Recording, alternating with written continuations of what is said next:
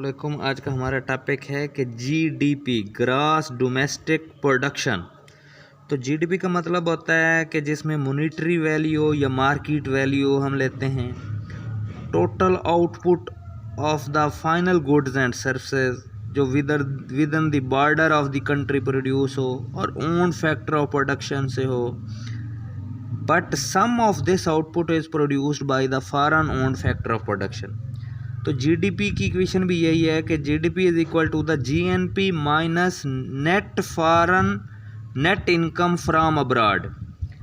Net income from abroad का मतलब है factor payment from abroad plus factor payment to abroad.